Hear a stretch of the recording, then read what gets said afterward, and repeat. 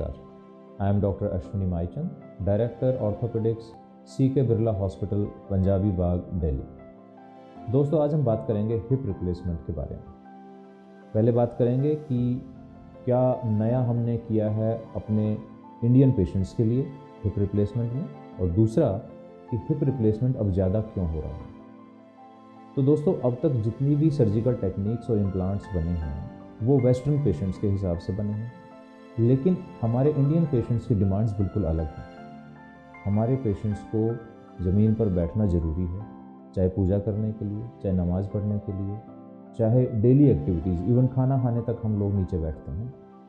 उसके साथ साथ हमारे रूरल बैकग्राउंड के जो पेशेंट्स हैं उन सब के पास वेस्टर्न टॉयलेट अवेलेबल नहीं है।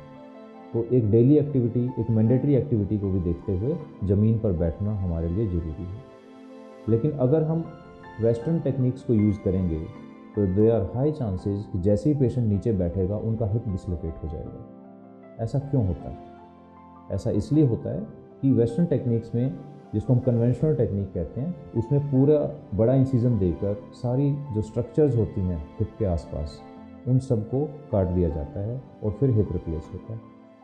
तो ये पेशेंट कभी ज़िंदगी भर नीचे नहीं बैठ सकते हैं। लेकिन इंडियन पेशेंट को अगर हम कहें कि आपको ज़िंदगी भर चेयर पर बैठना है तो इट इज़ नॉट पॉसिबल। इस वजह से बहुत सारे लोग ऑपरेशन ही नहीं कराते हैं। तो हमने इस प्रॉब्लम को सॉल्व करने के लिए एक नई टेक्निक बनाई है जिसको कहते हैं MIS टेक्निक, यानी कि मिनिमल इन्वेजिव सर्जरी। इस टेक्निक में हिप के आसपास जो भी सपोर्टिंग स्ट्रक्चर्स हैं जो हिप को स्टेबिलिटी देती हैं, that is capsule, ligaments, muscles and fascia, हम सब को प्रिजर्व करते हैं। यानी कि आपका हिप सर्जरी के बाद भी उतना ही स्टेबल होता है जितना वो एक नॉर्मल इंसान का होता है। तो अगर हमारा पेशेंट MIS टेक्निक के बाद ज़मीन पर बैठना चाहे, चौकड़ी लगाना चाहे, उकड़ू बैठना चाहे, इंडियन टॉयलेट यूज़ करना चाहे, तो उसमें डिसलोकेशन के कोई चांसेस नहीं है। So this is very very beneficial for our Indian and Indian subcontinent patients. अब हम बात करते हैं कि हिप रिप्लेसमेंट पिछले 10, 15, 20 साल में इतना ज़्यादा क्यों ज़रूरत पड़ रही है, इतने पेशेंट क्यों आ रहे हैं। The reason being two main reason जो हमने ऑब्जर्व किए। वन, कि हमारे यहाँ अल्कोहल एंड टोबैको की कंजप्शन पिछले 20 साल में बहुत ज़्यादा बढ़ गई है, which is very unfortunate. Tobacco और अल्कोहल से एक डिजीज़ होती है जिसको कहते हैं AVN, avascular necrosis of hip.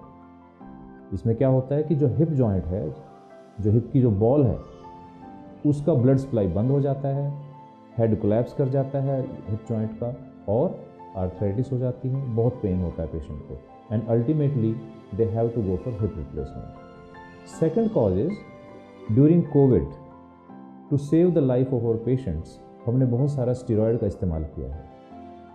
Steroid is another major cause of AVN। इसी तरह जो बच्चे हमारे जिम में जाते हैं और जो स्टीरॉयड लेते हैं उनको भी AVN का इंसिडेंस बहुत ज़्यादा है। तो AVN का इंसिडेंस बढ़ने से हमारे बहुत सारे यंग बच्चों को अब हिप रिप्लेसमेंट की ज़रूरत पड़ रही है। तो यही कारण है कि अब ज़्यादा पेशेंट हमारे पास, यंग पेशेंट्स, हिप रिप्लेसमेंट के लिए आ रहे हैं। तो हमारी ड्यूटी है पेरेंट्स को और इन बच्चों को एडवाइज़ करना कि प्लीज़ आप स्टीरॉयड इस्तेमाल ना करें, अल्कोहल कंजम्पशन बिल्कुल कम करें, और टोबैको तो बिल्कुल किसी तरह से भी यूज़फुल नहीं है। आपके बोन, आपके हार्ट और आपके लंग्स, ये सब को डैमेज करता है। Thank you.